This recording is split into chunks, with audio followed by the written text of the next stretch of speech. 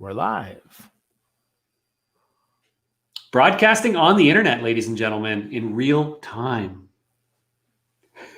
Welcome, everyone. Hey, it's Tyler Lessard here. I am the VP Marketing at a company called Vidyard. Now, outside of Vidyard, I have 4 wonderful kids, a cute little French bulldog. You may meet some of them during this live stream. Who knows? But in my real world life at Vidyard, I head up our marketing team, and we're a video tech company. So I spend pretty much 25 hours a day thinking about the world of video in business. And that's what I'm here to talk about today, what we're seeing with respect to video, not just in marketing, but how sales teams are using video in this new virtual world to stand out, to stay connected with their clients, and not just Zoom videos, but customized, personalized videos. But before we Welcome to the Inside Sales Show, hosted by Phil Gerbershak. Each episode will take you behind the scenes with a sales expert or a sales practitioner and go inside the nuances you need to be successful today in sales and sales leadership. We'll have conversations about the mindset, skill set, and tool set of highly successful sales professionals, offer insights into prospecting, qualifying, following up, closing sales for inside sales professionals, and hiring, firing, motivation, and rewarding your team for inside sales leaders. And we will find out what's working and what's not working for inside sales pros right now. And now, here's your host of the Inside Sales Show, sales speaker, sales trainer, and pinball wizard, Phil Gerbershak. What's up, everyone? Tyler, that was a great intro, man. Now everybody knows who you are, but I got to ask you. So what's the best or the worst sales advice you ever got, man? Okay, I'm gonna go with some of the best. And what I feel is the best is something I also learned as a marketer myself, which is that relationships matter even more than you think. And it's something that, has been a big part of my career in how I've built what I've done individually, but also like every day, how I think about my life as a marketer, my life as a salesperson, and how we work with our customers, and the importance of cultivating real relationships, of actually connecting with people. And we all know it matters, but I consistently see it matters more than most people really think. And you got to obsess over it. And that's the greatest advice that I've received as a marketer / seller / professional. I love that. Relationships absolutely matter more than people expect. And that's one of the reasons why video is so awesome. But before we talk about video and the fact Vidyard's won a telly and the fact you're really awesome at video, the one question that's been on my mind since I asked you to be on the show is Eric Lessard from Police Academy? Is he any relation, you think? Commandant Lessard? Yeah, I'm just curious. Unfortunately, no. His name, I have dug into this. His name is spelled slightly different than mine. Oh. Really, I know, because I'm like, if there's one person that I would want to have a first-degree connection with, it's Commandant Lessard from Police Academy. 100%. Absolutely. Yeah. George Gaines was great. May he rest in peace if he's dead. If he's still alive, he's old enough to die. So pretty funny, man. So cool. So first, of course, thank you for being here, man. I'm really, really glad that we can talk about video, because it is, to me, one of the most important ways that we do build relationships, but not with these high production quality. And again, congratulations on winning a telly, but that's not what we're talking about today, right? We're talking about real, authentic relationship building videos. So talk to us about the difference, please, Tyler. What's the difference in the videos? Yeah, so we've seen this really neat trend over the last few years that, video as a content medium, going back 10, 5, even 2 years, was really coveted as like a marketing thing. And frankly, kind of a top of funnel promotional kind of thing. Even when you talk to marketers, they're like, oh yeah, video is for like advertisements and social media. And that's what it is. And we spend $20,000 to produce this beautiful video, and that's what it is. But over the last few years, that's completely changed. And the definition of what video is and how we use it as business professionals is radically shifting. And I think is really changing even in this new world where we're all virtual. So, what we're seeing is people are not only doing things like we're doing now, right? Hopping on live streams to connect with audiences authentically, right? Nothing's scripted here, nothing's prepared. We're giving you genuine insight into perspectives we have. We're seeing people, of course, using live video conferencing and sales processes now more than ever. But the other piece that gets me so excited is what we see our customers doing, which is recording and sending customized videos, one-to-one personalized videos to their prospects, to their clients as a new way to deliver their message. And it may seem weird for the average sales rep to think, wait a minute, I can't produce a video. And like, why would I do that?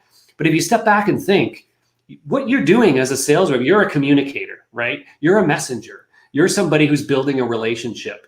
And if you're just relying on emails and voicemails and the odd Zoom call to do that, you're missing a very important piece. And it's easier than ever for people to record and send a quick video, to say hi, to show them something rather than just tell them, to share a new idea, to teach them something. And that's the stuff that gets me really excited today. And not only helps our customers learn, but to the point earlier, builds a relationship consistently throughout the sales process. So that's the stuff that's getting me fired up right now, Phil. Cool. Yeah, it gets me fired up too. I mean, I love these live videos. I mean, they're super important for sure. I mean, they're definitely great for awareness. They're great for insight.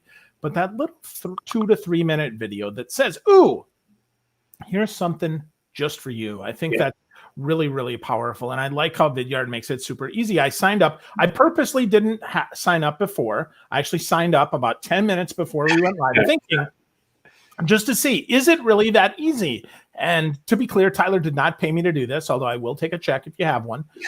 It took me like 3 minutes to sign up, authenticate, send. I sent it 2 ways. One, I sent it through my Gmail, and one I sent it through my Apple Mail because I want to see, and I actually sent it to Tyler because, it wasn't a good video. But that being said, I can totally see how either one of those could be helpful. If one I sent maybe via text message that then populates up, or one I send via Apple Mail, because then it creates a nice little image there. Yeah. Really, really simple, man. So why are sales reps not using this, Tyler? I mean, what are some of the challenges that you guys are having to overcome as you sell this into the enterprise? Yeah, it's one of two things. One is they're just simply not aware of it, right? Like it's not something we've traditionally done. So most people just don't know how easy it can be to record and send a video with a tool like a Vidyard. And of course, there are other tools to do it as well. But we focus on that simplicity to say, hey, any sales rep, it's literally 2 minutes to sign up and get going. And then anytime you want to send a video, it's click to record, click to send. And you're not dealing with like MP4 files, you're not editing videos. It's natural, it's simple, it's easy. So it's either they just simply don't know about it, or it's that they still have this challenge or this issue with saying, you know what, I'm not really ready. I don't feel good getting on camera to record a video, or it doesn't feel natural, or it feels inefficient, right? It just doesn't seem like it's right for me. And we hear that all the time, right? Once they are aware of it, then they're like, okay, yeah, we'll try it out. And then it's like, oh, I tried a couple videos. It didn't, I don't know. I'm just going to go back to my old habits. And that's a very dangerous mindset to have, because the world is moving, man. Things are shifting, things are changing, and we all need to be ready to embrace new tools and ideas. And video, just like cold calling, just like getting out there on social, when you start with it for the first time, yeah, it's weird. It's tough, right? You're not used to it. But your first video is always your worst. Your last video is always your best, right? Every one you get better and more comfortable and more natural. And I hear consistently after about 50 to 100 videos, it just becomes a way that you communicate. And that may seem like a lot, but we're talking about recording a quick 30, 45-second video here, folks. We're not producing the next Super Bowl commercial. So that's the big thing to me, is people just need to get out there. They need to try it. They need to get their reps in and start to feel it out for themselves. Yeah, I agree. I know about 3-4 years ago when I first started doing videos, like, I'm not really sure. I mean, I did podcasting and video. I was like, I don't really like, especially live video or those prospecting videos, real easy to do other stuff. But I was like, how do I try this? So getting started, right? Download the app, download Vidyard, download an app, try something, right? Or even just go native on your phone, right? Do that. Right. So let's talk about prospecting videos, because I think they're important, right? As we go through this, prospecting videos in many ways are the first videos any sales rep is going to shoot. Anybody's going to shoot. So Tyler, what are some of the components of a good prospecting video, and what are some of the things that really make them suck? Yeah. So when you think about it in prospecting, like any messaging you're sending in a prospecting mentality, they're not expecting your message. You're frankly interrupting their, common patterns, and you need to A, stand out. You need to B, make it very clear right up front that this is for them, right? That this is worth their time and investment to take a look at. And then, number 3, again, you have to very quickly create interest, curiosity, and rapport. Otherwise, they're going to tune out and move on. And so when you think about your prospecting cadences and you're reaching out to cold leads, there are a few ways in which you can use video very, very effectively. And what we're talking about here is I record a video, and typically I'll send it via an email. And when I do, the email comes through and the thumbnail image for the video is front and center in that email. So you're not actually attaching the video. It's a nice big thumbnail image that's taken from the video itself. So you can see yourself on camera. It can be an animated thumbnail. So it can be a 3-second waving Tyler, like I'm doing right now, for those of you listening, sorry. And that's the power of it, is that thumbnail image comes through and they can see you. They don't just read your text. And so that can be a very powerful thing. So what makes a really great prospecting video is, number 1, that you're putting yourself on camera. You're typically recording with your webcam and putting your face out there, looking personable, and not hiding behind your keyboard. So get your face front and center, get excited, get smiling, make them want to click in. The second thing is what you can do to make sure that they know this video is for them, right? Because they're going to see it and they're going to be like, whatever, this is the same old message everybody gets and I'm moving on. But I'm going to do it right now here. What if instead, I were sending a prospecting video to Phil? And again, for those of you listening, what I'm doing right now is I'm holding up a whiteboard in my camera where I've just written a little message that says, "Hey, Phil," and I'm waving. And if this is the start of my video, Phil's going to see a thumbnail image in his inbox of me smiling and waving, and I've written his name on this board. So he knows this is just for him. So his expectation of value is immediately moved up, right? Number 1, this person took the time to make me a video. Number 2, I can tell it was done just for me because there's this visual cue that signals that. And number 3, if they are putting themselves on camera, they must be confident enough. They must have a message of value enough to have done that. So time and time again, you see their propensity to click in and engage in that content goes way up compared to your typical text-based email that you're sending out en masse. So having that video, be a nice, beautiful thumbnail, have it personalized to them if possible. You don't always have to do that, but if you can personalize it to them, that will really help. And then the last piece, which I'm not doing very well right now, is keeping it short, right? You don't want this to become a 5-minute long diatribe where you're getting into all the details. This needs to be, if it's in prospecting, 45 seconds is usually the sweet spot that we shoot for. Don't go over 59 seconds. Keep it short. As Phil says here, it's really, really important because, again, you're interrupting them, not the other way around. So you got to get your point in quickly and have a very clear call to action and then move on to that next step. So those are some things to keep in mind. I really like that. I think your points are spot on. The last one that you made, you kind of overlooked, and I would make sure you include that. And that is a clear call to action. Yeah. Make it clear what you want them to do. It could be, hey, I'll be calling you tomorrow. Right. So look for that call. Hey, I'm going to send you an email. I might be sending you a LinkedIn request. Hey, remember, we've got an appointment in 2 days, and I'm really excited to talk to you. So share your energy as well, in addition to that confidence, right? Get some energy there. That is yourself on camera, personable and energetic. Like, I really want to talk to you. It's really exciting that we're spending time together, as opposed to, "Hi, Tyler. That's right. I'm really glad to be here, and I'm hiding my face because I suck." Right? I mean, that's what so many do. Yep. So I like that. Super awesome advice. So I mentioned the app, right? So you can text these, though, right? Luke Marrero wants to know, can you text these videos, Tyler? Yeah, absolutely. So the idea here, if you think about the workflow, so I want to send Phil a video. So with the Vidyard tool, I click record my video for Phil. I can customize my thumbnail image. It's ready to go. What I now get is, I can copy paste the link to that video and or the thumbnail as well as the link. And I can paste that into an email. I can paste that into a social message. I can paste that into a text message. I can write it on a handwritten note, send it via carrier pigeon, doesn't matter. Ultimately, what you've got is a link to a video for Phil that you can send off in any way that you want to. So what we see a lot of people doing is, one avenue they'll use is, of course, sending it via email. And we also have a direct plugin into Gmail and Outlook so that it's like one click and it automatically drops it in super simple. We also see people using these in social. So if you are connected to someone on LinkedIn, they'll send them a LinkedIn message where, again, they'll copy and paste the link to their video. And what's great is that LinkedIn does unfurl it, so it shows the thumbnail image in the message. So all you got to do is paste the URL for the video, and LinkedIn automatically pulls in the thumbnail image in that message. So another very powerful way to use these kinds of videos. Again, you can send it through text in the same manner, doesn't matter.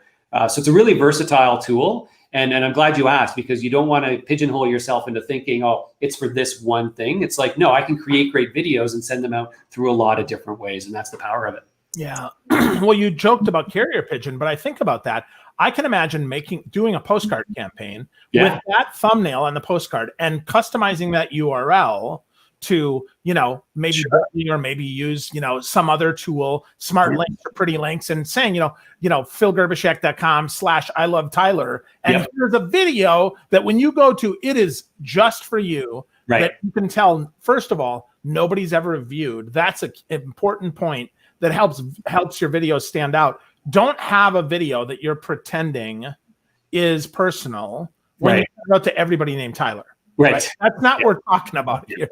We're talking about really personal. Now, with that, one of the challenges is, and Luke says thank you, by the way, so thank you, Tyler, for that. But one of the challenges, of course, is not just video, but really any email. It shows up in spam. So Ben Lichtenwaller says, I confess he's using a competitive product. Unfortunately, he's seeing email end up in spam. So advice, especially about video, Tyler, to avoid spam filters. I mean, is that a domain specific thing, do you think? Or what do you think is the cause of that? Yeah, I don't know. It could be a few different things, but I think to be mindful, first and foremost, make sure you're using a tool where you're not actually trying to send the actual video. Because if you attach an MP4, and that's part of the problem with when you record from your phone and you just say, hey, I'm going to send you this video, it comes through as like an MP4 or a .mov 80 megabyte file that's going to get blocked, right? So that's where tools like Vidyard and perhaps the competitive tool that you're using does it as well, is you're just sending through a message with a hyperlink and possibly an image for the thumbnail of that video. So in most cases, it should make it through just like any other message you're sending that has an image or a link in it. It shouldn't look any different to that customer's firewall or their spam and so on. So I know, again, just from experience for Vidyard users, I have never heard in my entire time of anybody complaining that their messages are going into spam. The only thing I do hear is sometimes they'll say, yeah, I'm getting a bounce back because I'm selling into security companies and they don't allow links in their emails or things like that, which none of us can really get over. So I think there are fringe cases where that happens, but you should not be getting into spam folders by default. If you are, happy to chat about that offline and we'll see if we can help. Yeah. Well, so one of that though is if your message is too short and there's no actual text or there's no subject line or your domain isn't trusted, right? Those things happen. And I see a lot of the tools, right? They don't let you fully customize that message. Right. It actually forces that. So my guess is, Ben, if I'm thinking about that, Ben says he's going to convert to Vidyard. Affiliate link coming. Just kidding. No affiliate link. No relationship here. This is valuable content. So first, right, of course, convert. But secondly, and more seriously here, make sure that the message has enough that people actually can read it. I mean, just sending a link, yes, that's going to get set up in spam. So be really careful about that, right? Make sure you use their name. Make sure you say, Tyler, this video is just for you. Really important. I think that's spot on. And we find a lot of best practices when you are sending a video, and let's just assume you're sending it via email. There's a lot of things that you want to think about and some best practices around things like your subject line, right? You can use the same subject line you normally would for any email, but think about how you might craft it a little bit differently when your video is a call to action. So I hear time and again, people are using subject lines like prospecting Phil. The email subject line might be Phil plus Tyler -video for you as a way to get his attention, right? It's different, it's unique, it's personalized, and that sort of combination we've heard for some people have maximized their click-through rates. There's other ways that you can do it. It could just be, again, your regular subject, but in brackets, made you a video or something like that. So I think calling that out in your subject can increase your open rate. And then again, to Phil's point, how you introduce the video is also important because it shouldn't just be a video. I know I sometimes get that and I'm like, I'm not just going to click on your video because I think you look great, right? There has to be that contextual introduction. And so what we usually suggest is to have 1 to 2 sentences that will introduce the video. And then again, your clear call to action afterwards. And that again, there's little tips, things like put yourself in the shoes of your buyer or your recipient, and sort of put on your inverse thinking hat and say, what are all the reasons they wouldn't click on this video, right?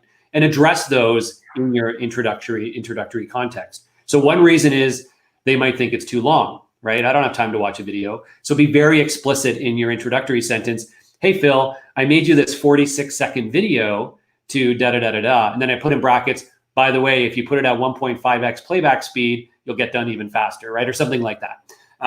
So address that right up front and say it's a short video, even call out that it's less than a minute. Make sure they know it's for them. And so again, in that introductory copy, a video for you, or I made you this video because of A, B, and C. So I think that's really important. The last thing you can do to maximize that click-through rate is you could even weave in a reason as to why you sent this as a video instead of just a regular email, right? So you can say, I wanted to, hey, Phil, I made you this short 47-second video because I thought it would be best to clearly show you exactly what I mean, or because I wanted to introduce myself a bit more personally to help you understand blah, blah, blah, right? So little things like that you can do that will, again, minimize your spam catch and then maximize your click-through rate on that content and help you crush your quota. Awesome. Boom. Love that. Yeah, boom, right? Got it. So that's good. Yeah, for sure. So Michael, glad you're in Tampa. That's cool. Really glad you're here and enjoying the content. So as we think about that, though, we have that prospecting video, and that's great. But now we're at the next step, right? We're kind of at relationship building here. We're at the point where you know me and I know you. And is video, is that a good way? Does that help us get even deeper in relationship? And is it okay to go maybe a little bit longer on those, Tyler, if we're actually further in our relationship? Yeah. Well, I mean, so 100%. And what I think is interesting is a lot of people still just kind of think, oh, well, a video is for this, right? Or it's just for my prospecting to get their attention. Once I've got their attention, I don't need video anymore. And I think the way you should think about it is, look, when it's just as easy to record and send a video as it is to type out an email or a message, it just becomes a part of how you communicate with your customers, right? And then I start to challenge people well, why wouldn't you send this update as a video instead of a big long email? Or why wouldn't you record a quick customized demo for them to show them the key parts of your solution they might be interested in? Or why wouldn't you send them a quick video before your scheduled meeting to recap what it is you're going to be doing on that call, and to let them know anything else they can do? All those little touch points build your personal brand because they're seeing your face. They put your personality out there. All those things that as great sellers in the real world, when we were meeting people face to face, really matter, right? So absolutely. And we see people using it to just keep that cadence of relationship building going. They could be just quick updates, things like that. But again, they could be where you want to show them something. And we see this time and again. It's like, hey, I know you expressed interest in this capability here. I wanted to just share a really quick 3-minute screen share video to show you exactly how it is we solve that problem. And then you do it, right? And to your point, that can be longer because it's hyper valuable for them. They've asked for that information, or it's specifically relevant to them. So you can absolutely get into a 2 to 3 to 5 minute video if you're going deep on a topic that they care most about.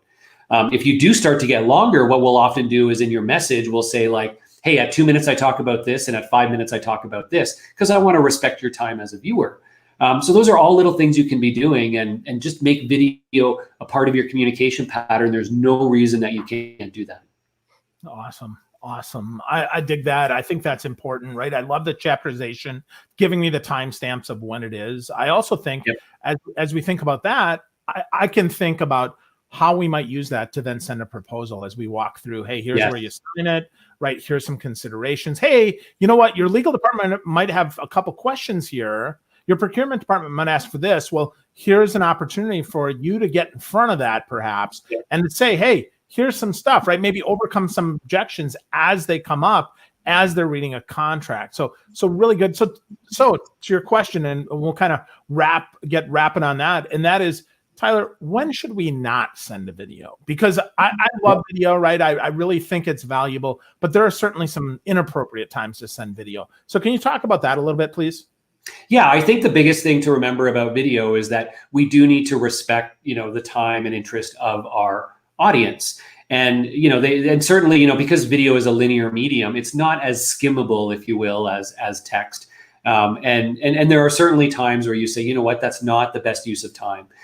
This is something I can, very clearly have some bulleted points in a message to summarize something. And so I think there are absolutely times where you say, you know what, this is better served as just a quick email. Again, if it's something where you're just quickly following up on something or bubbling something back up, those sorts of things, yeah, absolutely. Do it through a traditional message, and you don't always need to use a video. I think those are some sort of obvious, timing points for me. I think the other thing to be mindful of is, once you get used to doing video, it's a very efficient medium. Like, you can record a video very quickly and send it off. But again, you don't want to be sitting here all day recording videos, right? It can become a little bit exhausting, and it can become inefficient for you if you're quickly trying to multitask on lots of different activities.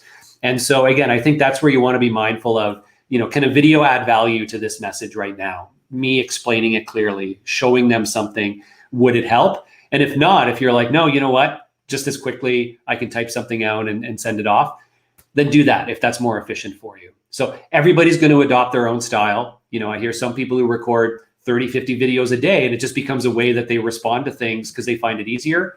Others who do a couple because it's a very specific use case for them. You got to feel it out for yourself and see what makes the most sense for you.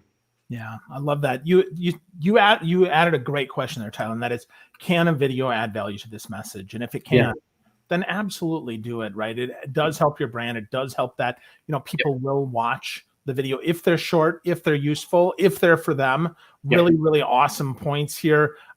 So last question here, Tyler, because I know you do a ton of video. Do you recommend, or do you personally batch your video time? Like, do you say, okay, I'm going to set aside an hour a day, and I'm just going to record videos when I'm highest energy? I mean, right. Because obviously to that point, it's not a replacement for power hours. Let's be really clear here. It is an opportunity to get in front of some folks in different ways. So how do you do that? How do you schedule that? Yeah, so I'll give two examples, myself and kind of what our sales team tends to do. So myself, I'm kind of a in the flow moment. I'm somebody who I've set up my environment where I'm very comfortable hitting record on the camera, getting my message and sending it off. And so I don't find it to be disruptive to my common pattern. And so I'm the kind of guy that just works it into my ongoing flow. That said, I know that a lot of sales reps, and particularly sales development reps, will absolutely do things like batching off an hour for recording their videos, and they'll have things lined up for that day. They've got their list of videos they're going to record. They make sure that at that time they're ready to go. They've put on a shirt. They've got the lighting they need. They know they've got, they're confident in their environment, and they're going to crank it out. And I think that works really, really well, especially when you're delivering a series of videos that have similar messaging for different people. Because when you record one, you're done, you record the next, you get into that rhythm, it can absolutely help with your effectiveness and efficiency with those things. So I absolutely see reps doing that, and it works very well for a lot of people. So great consideration there, Phil, and something I would recommend considering as well. Awesome. So we got a developer evangelist here. He said sometimes when video makes the most sense in demos, sometimes it's audio, right? Sometimes a blog, and loving face-to-face.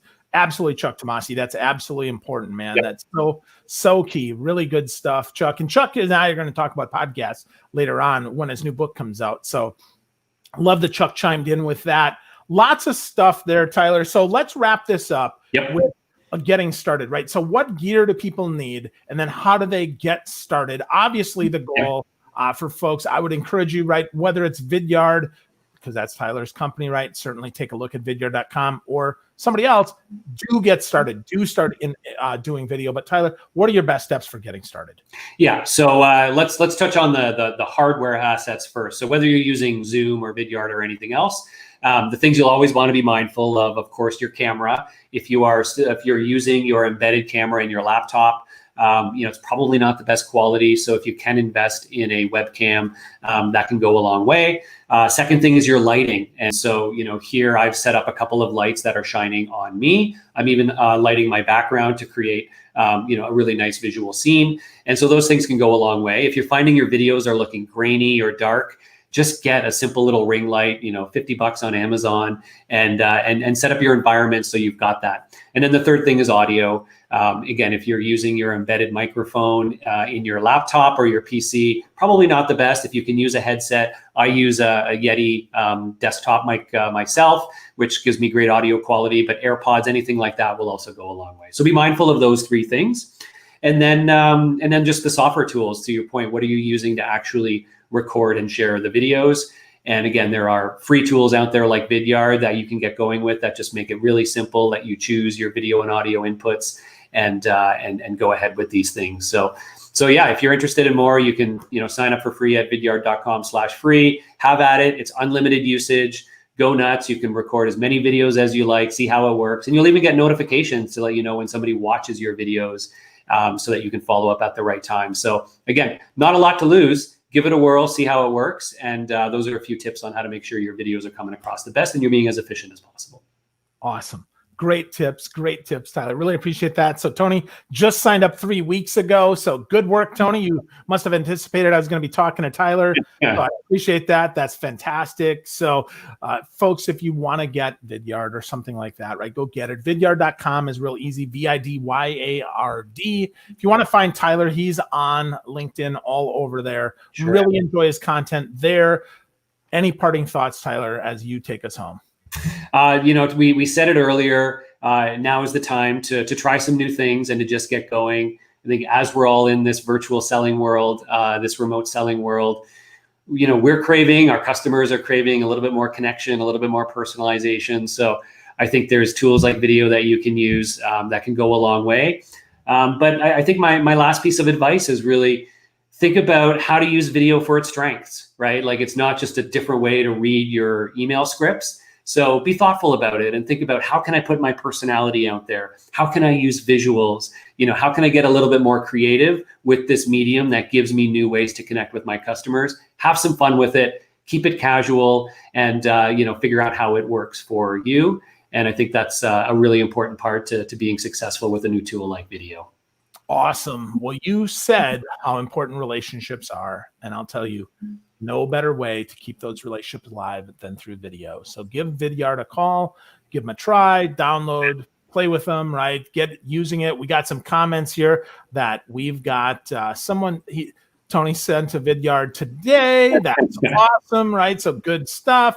We got a lot of thank yous here, so we appreciate that. So guys, Tyler, I'd be remiss if I didn't ask you one other question. Sure. Because I'm totally sidetracked here and what we're talking about here. So what are you doing for breakfast, man? What's your favorite breakfast? Are you a French toast guy, you an omelets guy, or you just eat bacon raw like an animal? I'm gonna go with an omelet kind of guy. I love a good breakfast sandwich. Actually, is probably my go-to. And I find these days this whole work from home world, my habit, like many, has become I get out of bed and then I actually start working, and then I realize at about 11 o'clock that I didn't eat. So I eat that breakfast sandwich, get me through the rest of the day. It works for me, man.